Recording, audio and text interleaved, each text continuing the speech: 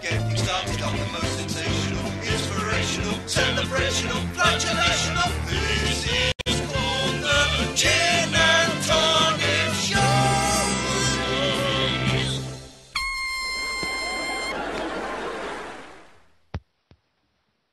Hello, everyone. Thank you for joining us for another episode of the Jinn and Tonic Show, a very special episode, 1 hour to help with the MSF charity show that DPR Jones does annually. We're privileged to be here, and we thank DPR for this opportunity. And please, everyone, donate as much as you can. The link is above the chat. Doctors Without Borders works in a lot of war-torn zones, people who are internally displaced all over the world, places like in northwestern Burma or in the Rohingya people, for example, who are being displaced by the Burmese military government. Any number of hotspots, places where a lot of other charities really don't dare to tread, and that's no bluster. You know, they're incredibly courageous people, helping out wherever they can, and exposing themselves to often a great personal risk in places where often international aid crews are targeted. So give whatever you can. It's the least we can do. So, Almighty Atheismo, I'm joined by the Rationalizer, Stop Spamming and Clean Shore, and the Rationalizer chose our topic for today. He wanted to talk about sex, but for the record, we're talking about sexuality, which makes it sound so much more dignified and not like just typical blog TV smut. No, we're talking smut. It's sex, wee, and poo. That is what we're talking about. Not basic sexuality or women's rights. We're talking about doing the dirty and doing bodily functions. Also, the Rationalizer, on the behalf of the show, because it's like when someone buys gifts for my nephews. I don't buy the gift. I just sign my name on the card, and that's what I've done this time. On the behalf of the show, the Rationalizer has donated a terrific item to the auction charity, which he will explain in brief now. There are two items that I want to mention. First one, the picture of Aaron Ra is finished in an hour. So if you want a picture of Aaron Ra hanging in your bathroom, don't forget to go and bid for that. The other one, it's a Quran from QuranProject.org. In the back are lots of miracle claims made in the name of scientists. I've contacted some of those scientists. They've said that they were misrepresented, and they've signed the inside of the book saying, I've been misrepresented, and that is the book that's being auctioned. Okay, so let's start. Rationalizer, you had some stuff about the Green Book. Oh, by the way, don't expect a bunch of stunts like you saw with Thunderfoot and Karina. Nobody's gonna be putting shoes on their head, and I don't wear my hair long anymore, so I can't put it in pigtails. I don't know if anyone remembers way back when I had long hair. But, I mean, I liked the way it looked, but it shed everywhere, and it got really oily because I have oily skin, so I eventually cut it. And I remember Aaron took issue with me. When I appeared on the show after the show with Hamza, he said, hey, Atheismo, your hair is too short. And I said, look, my skin's just too oily. If you've been up late and, your skin gets really greasy and it gets all in like over a foot long of hair, I could have wrung out my ponytail and had like a stick of butter from all the grease that you get in there. It's horrible. So now I'm back to the good biblical, it's a shame for a man to have long hair style. So, Rationalizer, you had something about the Green Book. The Green Book. Yeah, the Green Book. Yeah. Ayatollah Khamenei, who went and became the head religious guy over in Iran after their revolution, he had a Green Book. He called it the Green Book, in which he explained various things about what a Muslim state should be. In this Green Book, he also explained what makes a good Muslim. Of course, this came with lots of certain restrictions on having sex, and also even on the subject of pooing and weeing. Now, ironically, I had a pizza about an hour ago. I apologise if you're eating, but it's given me the squits. And the thing is if you imagine having the squits, right, and then listen to the excerpt from this book. He says, it is better to avoid urinating standing up, or urinating into hard ground, or into an animal hole, or into where, especially stagnant water. Urinating and defecating are forbidden in 4 places. Blind alleys, except for the permission of the people that live along them, the property of such a person who has not given permission, and places of worship such as madrasas, religious schools. During evacuation, one must not squat facing the sun or the moon unless one's genitals are covered. While defecating, one must also avoid squatting exposed to the wind, or in public places, or at one's door of one's house, or under a fruit tree, or at the graves of believers, unless one does so as an insult to them. Now, having the squits really brought this home. You imagine the scenario. You've just had your pizza, you popped out 10 minutes later, you need an emergency poo, you're looking around everywhere, and it's, oh, God, it's a full moon, I can't do that. And you turn around and you think, where should I go now? And it's an alley, can't go in the alley, no, you'd have to knock on all the doors and ask permission. There's no time for it's coming out in my pants. You're running around, look, oh shit, there's a tomato. It's a tomato, a fruit or a vegetable. Oh no. And you run around, and then you find this big open space and you bend down, trousers down. Oh, you start to relax and oh shit, I'm in an Islamic cemetery. And then suddenly you just remember the final clause. You can't crap on the grave of a believer unless it's an insult. You look round, you read the name on the stone, you go, Abdullah Sharif Hussein, I've always thought you was a bastard. Finally, one must avoid talking while evacuating unless one is absolutely forced to, or is addressing a prayer to Allah. You know, surely if you a poo and a prayer, one of them can wait.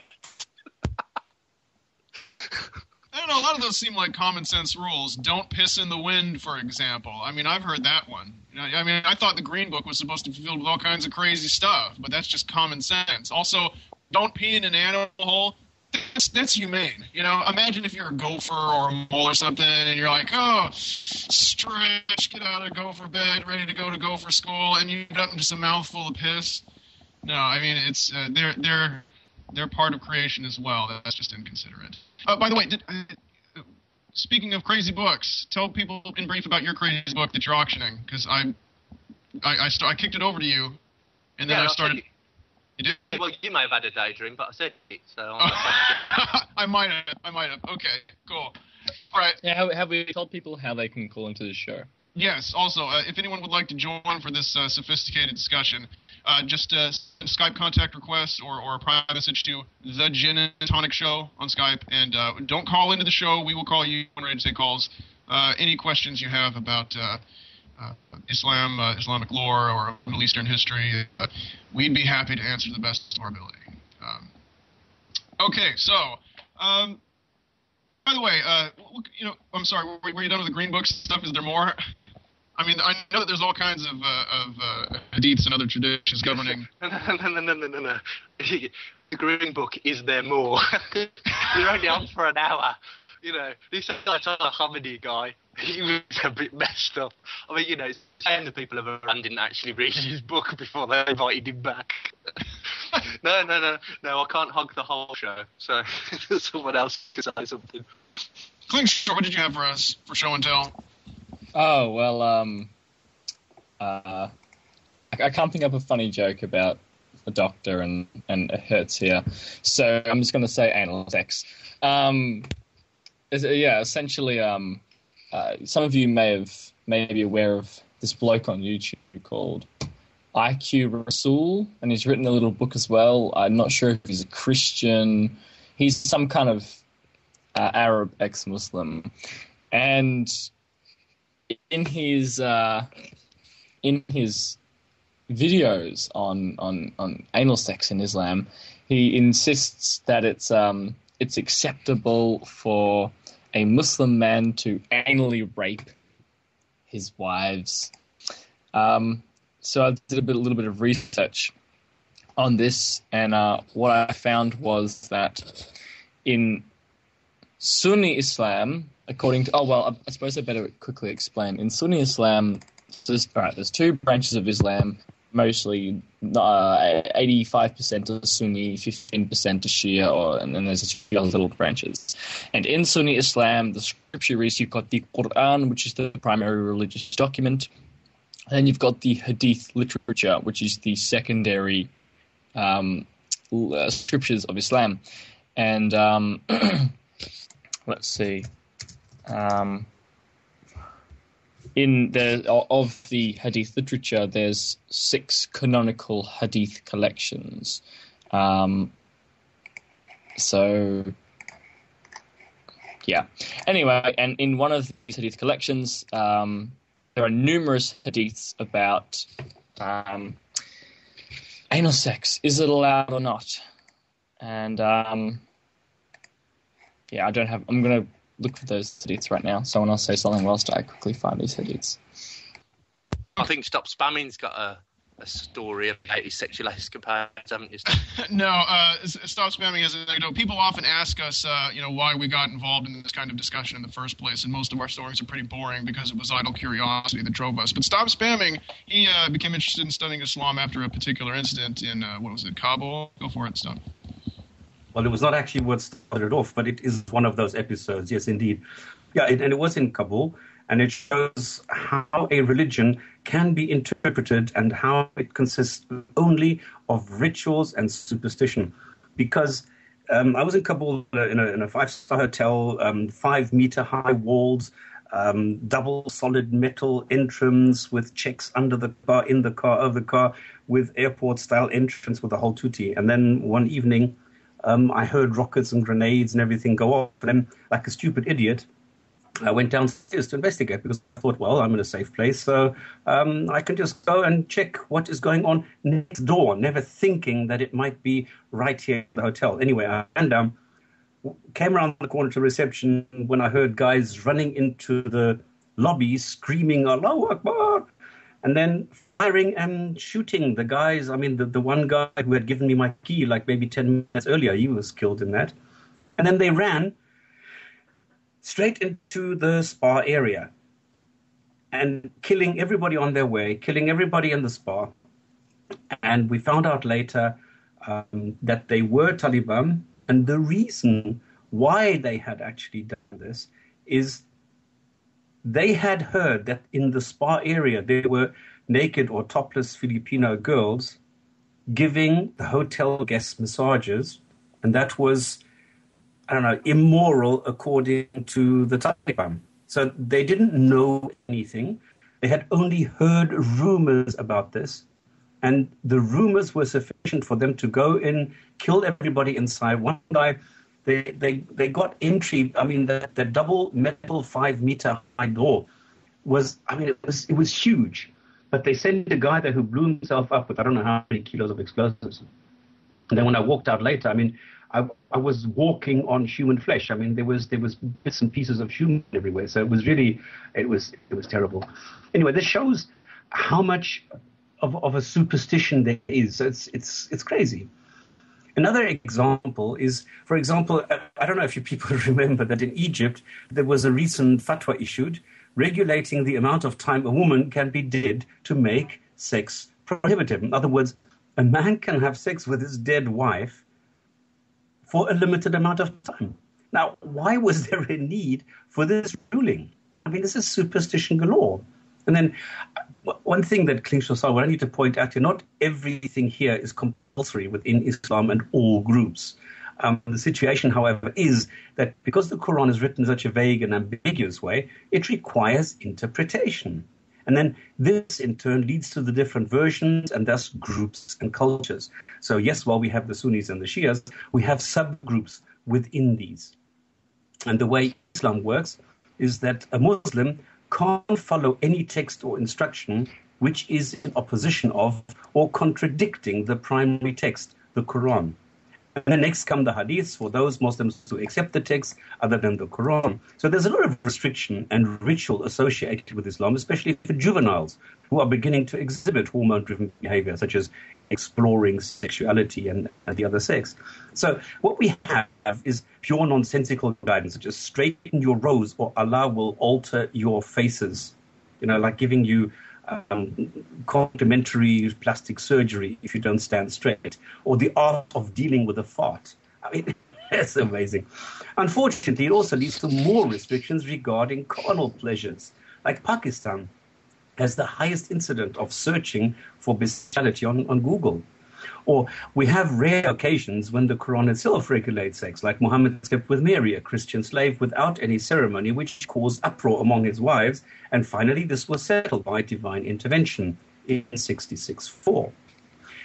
And then we have, none of you should walk wearing one shoe only, in one of the authentic hadiths. So you get really, crazy stuff. Then it turns to masturbation. So if a man makes a hole in a watermelon or a piece of dough or a leather skin or a statue, it's cool. Or if a woman does not have a husband and her lust becomes strong. What was your source on that one? The wall thing? There's plenty. I mean, this one is a collection by Badai al-Fuadid of Ibn Qayyim.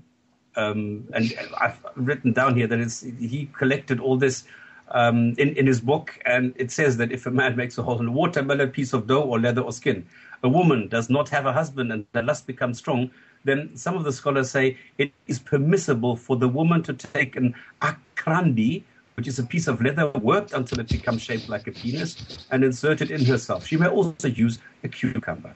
Actually, that's pretty progressive, I think. Wait. Which? I mean, that completely flies in the face of the stereotype of them sort of suppressing female sexuality. So good for them. Which hadith is this? No, it's not hadith. These are fiqh rulings. Is that modern fiqh? Oh, okay, yeah. So that's a bit different. You can just to be clear, a lot of the fiqh rulings they apply to one particular group, and even I think some of the members of the group roll their eyes at some of these jurors come up with. Yeah, I mean. So don't think that your neighbor, who's like a Muslim IT specialist, is doing the shit behind closed doors. He might. Well, he might be. We don't know. I'm just saying. Exactly. We don't want to. So a man can have sex with the watermelon. Is that what you said? A man is allowed to have sex with a watermelon. Is he allowed to eat the watermelon? I mean, there are hadiths which regulate the usage of a goat and what you are allowed to do with this goat afterwards. So I didn't want to, I thought everybody's going to bring this up, so I didn't. So yes, there are rulings which say that you are not allowed to sell the goat if you have spent yourself inside a goat. Because you're allowed to eat it yourself, you're not allowed to sell it to others afterwards.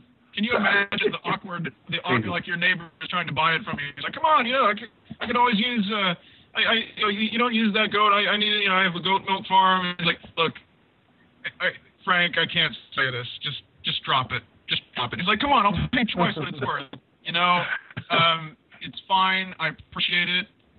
I'm going to have to decline. He's like, what's the big deal? He's like, I really don't want to get into it right now. It's just Stop spamming said was from the Green Book again. Another words of wisdom from the Ayatollah Khomeini. It says the meat of horses, mules, or donkeys is not recommended. It is strictly forbidden if the animal was sodomized while alive by a man. In that case, the animal must be taken outside the city and sold.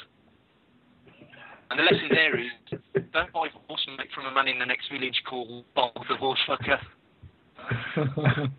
Come on, guys. These are really great stories. I think you should donate something now. Take a break, donate something, and you'll get more of these fantastic stories. That's right. There's a really good one there about having anal sex with a cow or a camel. So, come on. Go and give some money, and you get to hear about bum sex with camels. Well, remember a couple of weeks ago, we had this thing with the circumcision scandal in the Cologne courts, which said that if somebody has the son circumcised and there are complications, he is going to be investigated legally. Now, I don't know why people actually worry about this, because in the hadith, and this is now authentic hadith Bukhari, and there are several of these, which says, narrated Ibn Abbas, the Prophet said, you will meet Allah barefooted, naked, walking on feet, and uncircumcised. In other words, somehow everything will go back once you are dead to bring you back into the original state, which seems to be better for Allah than what humans have done, and that is cutting this little piece off. So it tells them to circumcise their boys, even though they'll be uncircumcised after they die? Exactly. Huh. And Islam allows a man to have intercourse with his slave woman, whether he has a wife or wives or not. Whoever regards that as haram, in other words prohibited, is a sinner who is going against the consensus of the scholars ruling on having intercourse with a slave woman. And this was issued in 2005, just a couple of years ago. Delightful. I've Entire chapters in the two. Sorry, yeah. Also, I've located these anal sex hadiths. Let me know when you're done, and I'll roll them out. Okay, I just have two more points. One is, for example, on coitus interruptus. This is what they said. I entered the mosque and asked him about al-azl, the coitus interruptus. And he said, it is better for you not to do so, for if the soul is predestined to exist, it will exist. In other words, if they have just slaughtered the men and are now raping the wives or the children of those that have just conquered, they are allowed to have intercourse with them and actually have an orgasm, because it is predestined by Allah whether that woman is going to be fall pregnant or not. You need to remember, if she falls pregnant, she is going to lose value on the slave market. This is what the question is all about. You know, it really shows the difference between our various cultures, you know, and I don't think there's any real right or wrong as far as these things are concerned, but I just have to point out that, you know, making love to a watermelon, I mean, here in the enlightened, industrialized world, we fuck things like warm apple pies and real dolls. It just shows how far they have to... Yeah, but the thing is, we also need to consider that these rules laid down like in the 7th, 8th century. So in those days, it might have been quite normal. The only problem is when you start... From Kentucky today. Yeah. I'm just saying about okay, the I'm sure that... Sorry, carry on? No, I'm just about Kentucky barnyard sex joke, sorry. Klingshore, you had something? Yes. Remember, people, please donate to this wonderful charity, and also you can ring us via Skype if you add us, the Jinn and Tonic Show. Okay, so what I'm going to read from you now is from the tafsir, or the commentary of the Quran, attributed to Muhammad's uncle Ibn Abbas, but probably not. And we are told that, and get ready for this, this is pretty hot talk right now, quote, the vulvas of your wives are plantations for your offspring. So go to your tilth, your plantations, as ye will, as you please, from behind or front, as long as the penetration is in the pudendum. Oh, I just have to stop to get a drink of water right now. This is getting me pretty hot. And blah, blah, blah. And fear Allah regarding penetrating your wives in their anus or having sex with them during menstruation, and know that ye will one day meet him, i.e. God. Allah says, give glad tidings, O Muhammad, to the believers who ward off penetrating their wives in their anus and further abstain from having sex with them when they are menstruating. And we also told in Tafsir al-Jalalain, Allah loves those who purify themselves from impurity and filth, including having sexual and the filth that including having sexual intercourse with a wife during menses and anal sex. So according to the Tafsirs, anal sex is filthy. Indeed, according to one hadith in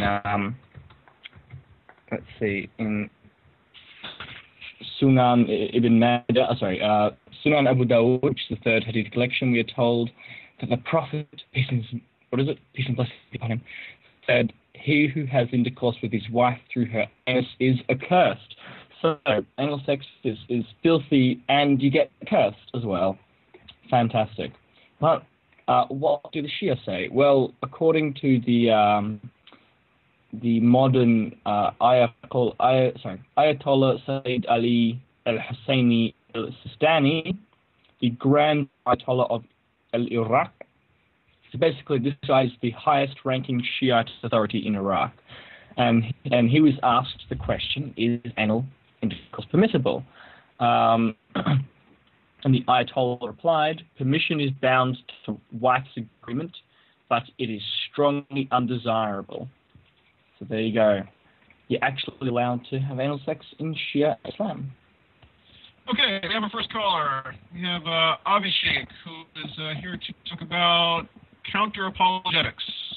We might be a little bit brisk with our callers since we only have an hour, so we might just have the question and then kick you off and listen to the answer in on the blog TV. So, Avi, how's it going? What do you have for us? Hey guys, I just want to make a comment about counter-apologetics, which I think all of you are dealing with right now. Mm-hmm. So I just think that we have to think about what our goal is when we're talking to religious people, because, you know, in my experience, when you talk to religious people, either on any sort of forum, like YouTube or whatever, things can get pretty fiery. So, and you know, we don't really get anywhere. So I think the goal of counter-apologetics is really to, not to piss off people, but to, I guess, sort of ward off the sort of fundamentalism we see nowadays in Islam and Christianity. Yeah, that's pretty much it. Yeah, I agree. Doing the show has taught me to be a lot more diplomatic than I used to be. When I was just an individual YouTuber, I think I was far more inflammatory. Now that I'm expected to do discussions with believers. One of the things that I've focused on is I don't really close in for the kill on the issue of the existence of the particular deity or veracity of the truth as as a whole. I focus on subtopics. I mean, and the thing is, often, you'll have a religious person, and there have actually been cases in real life where I've argued with various, obviously it's mostly Christians in the States that you encounter, but I've argued with religious people in person, and I felt bad afterwards because, let's face it, if you're sharpening yourself in internet debate, the average layperson who doesn't have experience about this kind of things is so overmatched that I really felt after a while, even if I was civil, I felt like I was bullying them because I was so much better prepared and I knew everything in advance that they were going to say. Yeah, exactly. Yeah, you have to. If your goal is to convince people and not preach to the unfaithful, you have to dial it back a little bit. You have to dial back the sarcasm just a little bit. I mean, obviously we're being goofy today. We're just putting our hair down, but we've had a lot of guests on, and things have been perfectly civil the overwhelming amount of the time. But did you ever see the movie The Princess Bride? Yeah. There's a scene where Andre the Giant, his accent's so thick you can barely understand him, but he's about to pummel this little guy, and he's letting the little guy win a little bit, and the guy in the mess says, "Are you just messing with me or what?" And he says, "Well, I just want you to feel you're doing well before I kill you." And I think that really there have been a lot of cases where we'll choose a subtopic. Where the religious guest won't just be completely demolished, but there's some wiggle room and room for legitimate disagreement on both sides. We'll just focus on one aspect, and that way it's not sort of hammering them like put up or shut up. Where's your evidence for these claims? So yeah, I mean, obviously the sarcasm is more fun. I took issue with another YouTuber, actually a lot of people, for saying that. What is it? Humor, especially like aggressive humor, poking fun, and ridicule doesn't work, because ridicule can work. It absolutely can. I think a lot of people who eventually deconverted, aggressive humor doesn't work. Yeah, they were ridiculed. They said, I mean, this was the case in my part, at least. It's like I heard a bunch of people who didn't believe making fun, and I thought, I'll show them. I'll read the Bible, and I'll be the best. And then once I actually read it, I thought, never mind. This is all bollocks. So I think that ridicule can work, but in a a discussion format. May I give my 2 cents here? Yeah, by all means, I go. It entirely. Oh, first of all, donate, people. Seriously, right now, just stop what you're doing and give a donation, because, like. Yeah, even a pound or something. Yeah, just a pound. Whatever. A pound or $1. Bloody English. Depending on where you're from. Anything will do. Just go and donate something. But it entirely depends on what your intention is, because what I found overwhelmingly is that when I do dialogue, and especially one-on-one or two-on-one or God, are we still talking about sex? It's much more effective. The message is like people actually listen, and I've really seen an impact upon the people who I talk to when I'm doing dialogue. Whereas if I get angry, I'm like arguing and arguing. I'm not getting anything through. Nothing's going in. Yeah. Just continue. Whereas if in even I suppose ridicule, it depends what kind of ridicule, because if you're just drawing a picture of to draw it back to sex, Muhammad having, I don't know, anal sex with a goat or whatever, or a pig, that's not, it's more like vitriol, and it's absolutely not going to have any, it's not going to make people change their mind, it's not going to make people see the light. Whereas, for example, the Rationalizer made that, have you seen Muhammad video or whatever, a while ago, where it was like a huge crowd of people, and he kept on doing and now, ladies and gentlemen, Muhammad El Jinnah has joined the show, and Muhammad Ali, and it was quite funny. It was a very intelligent humor, or at least it was humor that actually made people think instead of just causing a vitriolic knee-jerk reaction. I think we also appreciate Dark Matter's video where he had Moses with Jesus and not Muhammad at the dinner. Yes. The thing is, we as skeptics are often stereotyped as being very snarky and sarcastic, but I think that people on the religious side have a really hard time appreciating just how much restraint sometimes we show, because if you're knowledgeable enough about the religion that you're discussing, sometimes they say, well, this is the absolute truth, and this little thought balloon appears over your head over, talking donkey in the Book of Numbers, or, various other, bizarre things. And, the fact of the matter is you can just state verbatim what it is that the doctrine says, and they'll accuse you of making fun, especially if they're not familiar with the story, because then they'll think you're making it up. I remember sometimes, for example, if I'm talking to a Muslim and they're saying, well, the Prophet is on record as saying this, and he would never lie because he was al-Amin, he was the most trustworthy. There have been times where I've grown exasperated and said things like, okay, so you're taking this on the word of a man who said he flew up into outer space on the back of a winged donkey and talked to Moses. And, of course, that can be a conversation killer, if you sort of lose your temper and say things like that, because they think, well, now you're just ridiculing. But that is a canonical story with the majority of the major schools. There are quotes from, what is it? There's quotes from, how like half of Persia is named Reza, all the boys' names are named Reza. Well, the Imam, the Imam who is responsible for so many boys being named that, their namesake, he said, oh, you can't be a true follower unless you believe in the Miraj, the night journey where he flew up to the lowest of the seven spheres on the flying donkey. And it's, how can you address something like that? You can address it in all sobriety and seriousness, and people will think that you're making fun. I mean, you can talk about Greek or Norse myths and be goofy about it, and no one thinks that you're disrespecting modern Greeks or Norwegians or Swedes. But what can you do? There's just, especially after reading Bukhari. I mean, that was just a point of no return as far as my perception of goofiness in the doctrine. I mean, Bukhari had so. I always tell people the Sahih Bukhari. For those of you who don't know, in mainstream Sunni Islam, that's like a penultimate text to the Quran itself, in a sense. Maybe it gets some rivalry from Alex Muwatta, but it's a big deal. A lot of the doctrine comes from that book, and it's one of the strangest books. It has more bizarre stuff than The Hitchhiker's Guide to the Galaxy. It never stopped. I couldn't believe what I was reading. Anyway, someone else.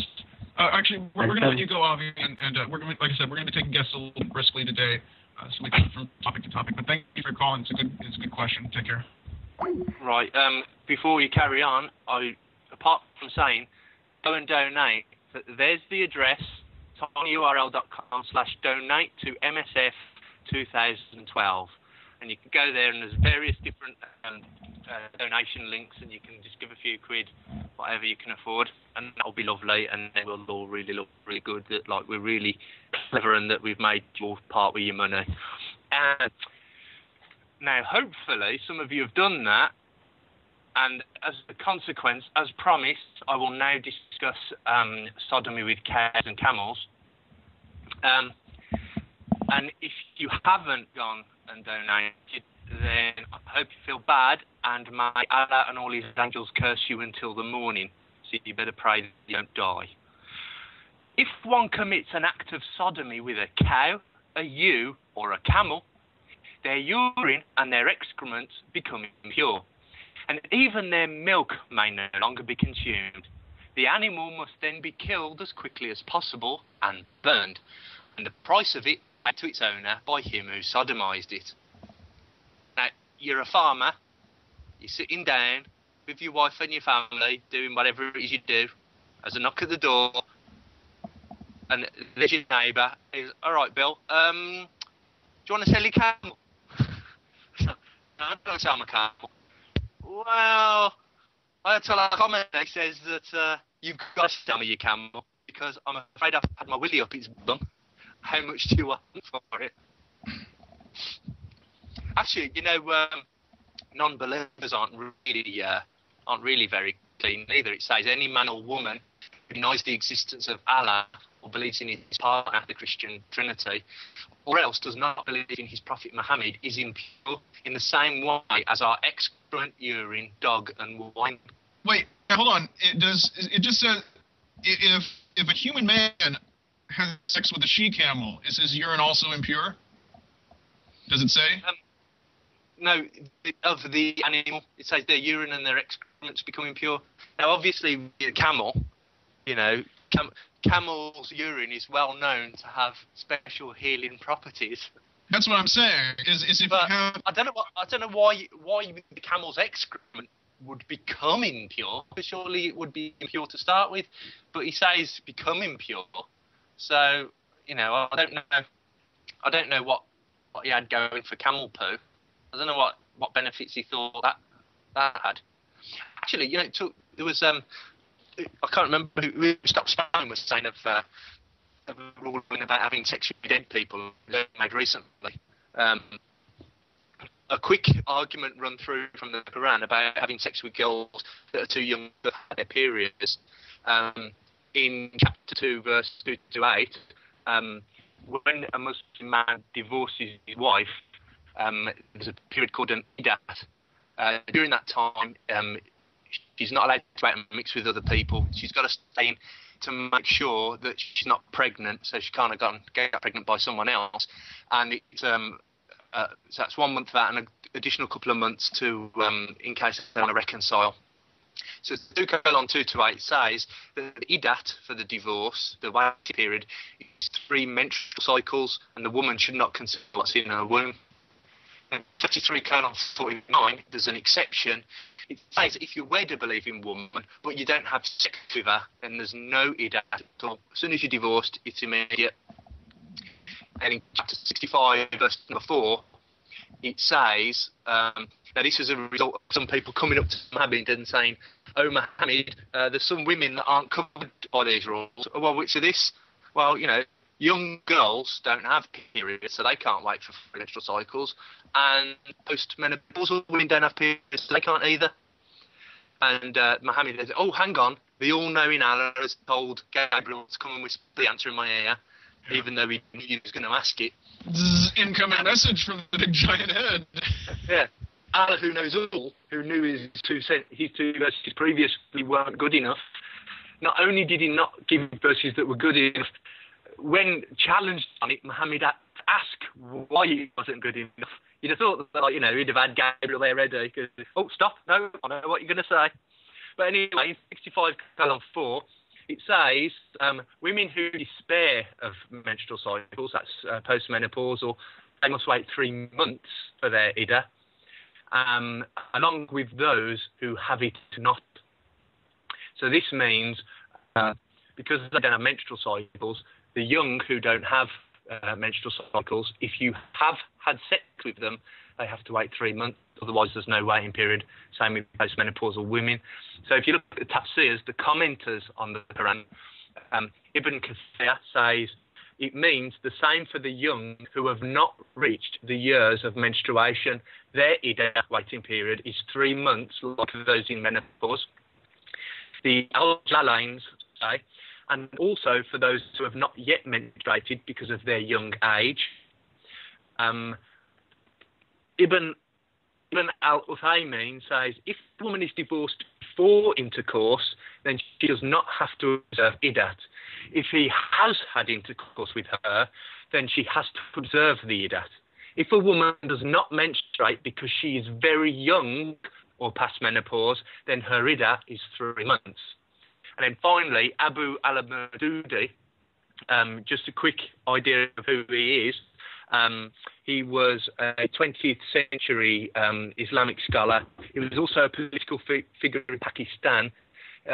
He was the founder of Jamaat-e-Islami, the Islamic revivalist party in Pakistan. And he said about this verse, therefore, making mention of the Iddah, the waiting period, for girls who have not yet menstruated, clearly proves that it is not only permissible to give away the girl in marriage at this age, but it is also permissible for the husband to consummate marriage with her. And then the last bit I love. Now, obviously, no Muslim has the right to forbid a thing which the Quran has held permissible. Okay, just a bit of information for you there. Okay, well, donation link is above the chat. We're the Jinn and Tonic Show. If you'd like to join us and have a discussion about whatever it is we're discussing, just send a Skype contact request to the Jinn and Tonic Show on Skype. Don't call us. We will call you when we're ready. And please donate. Yes, and please donate. There's a photograph of the Thinking Atheist. Arn Ross' picture is already close bidding, I believe, and now the Thinking Atheist has an item up. So please bid on that. At MSF, you can donate in pounds or dollars, and also you can bid on the Rationalizer's book. We had a caller. They got impatient and left. So anywho, more on religious jurisprudence on matters of the loins, I guess, and digestive system until... No, that's odd. I expected we would have some more, at least regular callers, and plus, no, we don't have any lined up. The lines are open now. Call in. Okay, so someone in the chat... Oh, yeah, I forgot. We always... is homosexuality allowed in Islam? No. Next question. And you would expect that with all these restrictions and everything, you would have some sort of something on bestiality, but where homosexuals and adulterers are harshly punished, there is nothing on bestiality. So we have narrated Abdullah ibn Abbas, there is no prescribed punishment for one who has sexual intercourse with an animal. This is from Abu Dawood, if somebody wants to look it up. Now, unfortunately, a similar hadith says exactly the opposite. Narrated Abdul ibn Abbas, the Prophet said, if anyone has sexual intercourse with an animal, kill him and kill it along with him. So it's a matter of interpretation. So the isnad, or chain of narration, somehow comes up with the same source, which also renders the entire concept at least questionable. So everyone can take their pick or trust the scholars who will find exactly the right solution for you and declare one hadith weaker the other, and thus declare one of them to be Lord. But then what is the point of having trusted and authentic saints when some are declared unauthentic later by humans? So the result is a man was caught with a donkey, he was arrested and released again. And this is in 2004. And in Pakistan, in many rural areas, having sex with an animal was considered a rite of passage on the way to becoming full members of the male society. And these practices are not approved, but they are recognized as common among boys. And lastly, a man caught having sex with a neighbor's goat was not punished, but ordered by the Council of Elders to pay $50 and marry the animal because he had used it as his wife. Welcome to Sharia. Keith is joining us. He has a question about dress codes and Muslims living in England. Welcome to the program. What do you have for us? Can you hear us? Keith, are you there? Yeah. Okay, you're on the air. Yeah, recently Sorry. we've had a man who lost his job because he refused to counsel gay people, and another man, women had to take off her cross, but the Muslim women are allowed to wear their headscarf. So this is like part of the New World Order, because there's this gay agenda, and there's also a white genocide.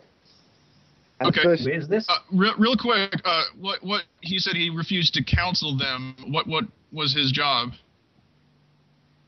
he's like fucking therapist, you know, counselor. He's a relationship counsellor.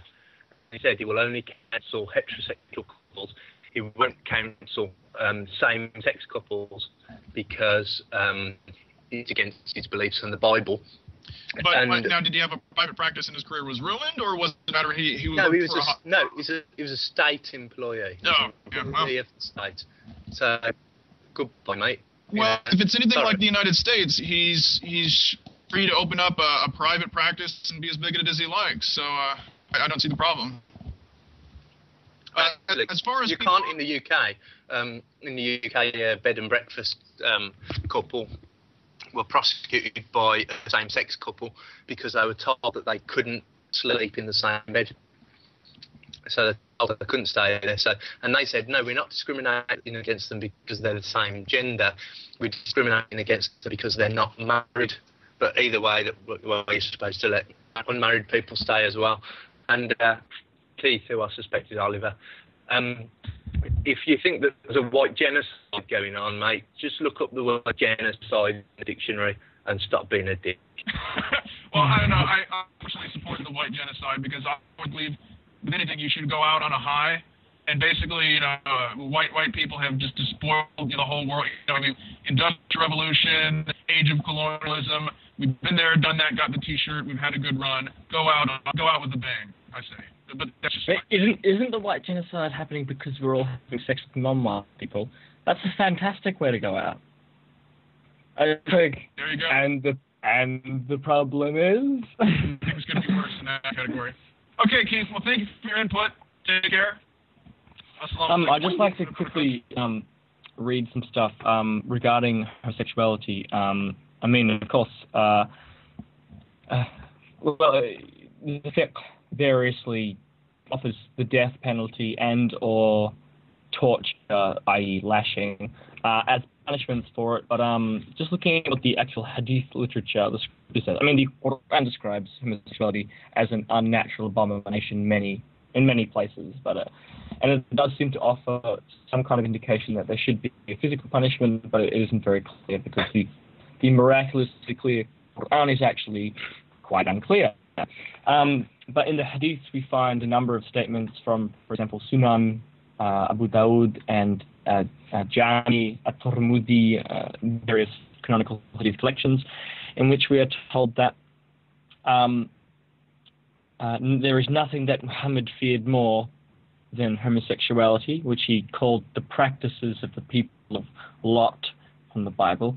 And he's reported to have said that if you catch someone committing an act of homosexuality, should kill them.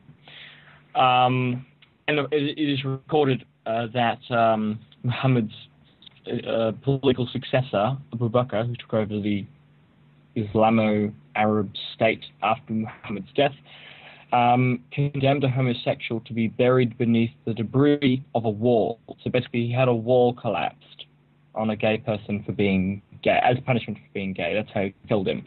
And Abu Bakr also prescribed burning alive as penalty for those guilty of homosexuality. And in this respect, he was followed by Abdullah bin Zubair, who was the rebel ruler in Hijaz for a while, and also Hisham bin Abdul Malik, who was a later Umayyad Khalifa or ruler. Also, Ali bin Abu Talib, who was Muhammad's fourth political successor, ordered that a homosexual would have... It is established that she was dead at the time of marriage. Wow. Wow, that is comprehensive. I mean, really, clearly, this is the perfect law that we should all live under. Also, guys, remember the Rationalizers book, the signed Quran. Check it out. Try and buy it, and contribute more money to this wonderful cause. I remember reading Bukhari, and one of the first few, I think it's one of the first few chapters is a chapter on ritualistic cleansing, rendering yourself pure before attending prayer. And I remember, this kept. I sometimes I feel really bad for Muhammad because people kept pestering him with all of these stupid questions, and he'd be like, "Hold on, I'll talk to the angel about it," and then just again and again asking. So he says, "Okay, well, if you commit such and such an impurity, you have to go back and do your rituals again, your ghusl." And they say, "Well, what does that mean exactly? What constitutes? What can I do? What can I not do?" And they just kept pestering him. And at one point he says, "Okay, look," and he spells. He keeps having to get more and more explicit as the hadith goes down because he's trying to avoid any kind of bathroom language. He says, "If wind passes out of your anus, that falls under this category. Okay, can we drop it now?" So if you wash your hands to prepare to go to prayer, and then you pass gas, you have to go wash your hands again to purify yourself. I don't understand. I mean, I don't know. Is that only if you cup it? You do it. What? Because you cup it and go sniff that. You guys are sick. Yeah. I'm sure. No, I've got an older brother. You were saying like they're constantly hassling him with all these stupid questions. And I just thought, sometimes when Muhammad he'd do his mental doorbell and call Gabriel down and say, "Gabriel, I've got another question for you." At some point, was Gabriel in the bath or anything, or did he just get sick and say, "Look, Muhammad, I tell you what, just make some shit up." Yeah, well, the thing is, you remember The Matrix, how Neo, the lady, she's the Oracle, she says, "Don't worry about the vase." He says, "Herp the derp, what vase?" And then he knocks over a vase, and she says, "I told you, don't worry about it." That never seemed to happen, which was kind of weird for a guy who was supposed to get, revelations about stuff that happened in the future. It's amazing that someone didn't walk into his house and say, "Excuse me, Prophet 5, get out."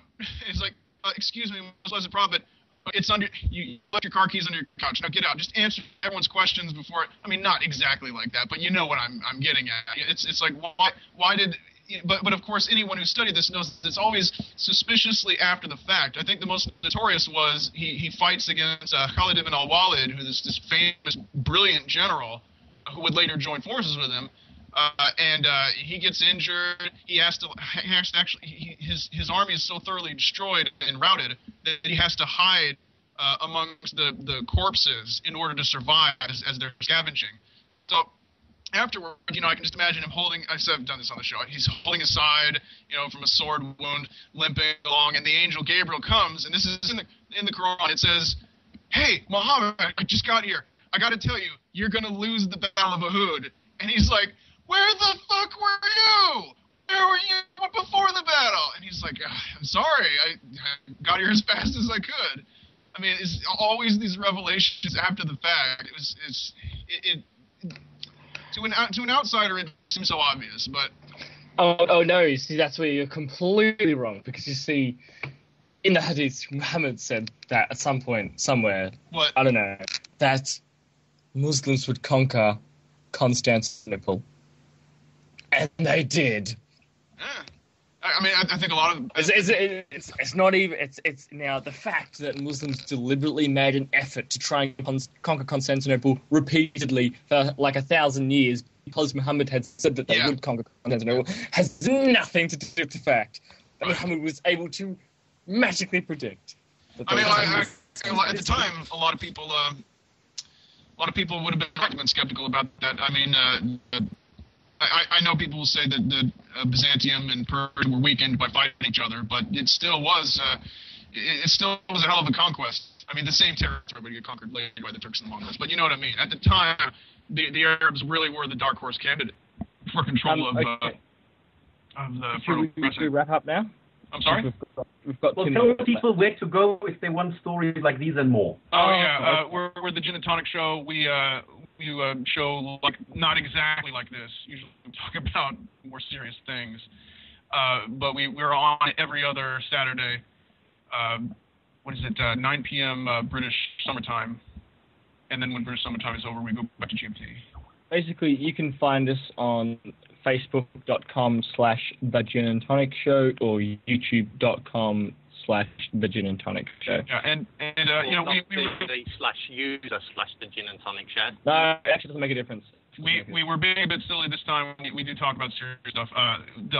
Next we're actually going to do a bonus Sunday episode, and we're going to have a guest on. We have Tom Holland, who made the Channel 4 documentary Islam: The Untold Story. He also has a book, Under the Shadow of the Sword, and we're going to allow him to address some criticisms. We've already had some Muslim apologists who have reserved places on the show because they want to confront him, so sparks might fly, but hopefully we'll have a good discussion. Usually I worry that this show's too dry, but today obviously we're just being silly.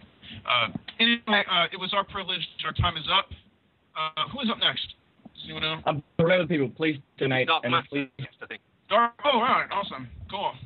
And please try to purchase the Rationalizer's amazing little signed Quran. It's a novel. The most unique Quran in the world, printed Quran in the world. No one else has got that one. Thank you very much, everybody, and enjoy the rest of the day.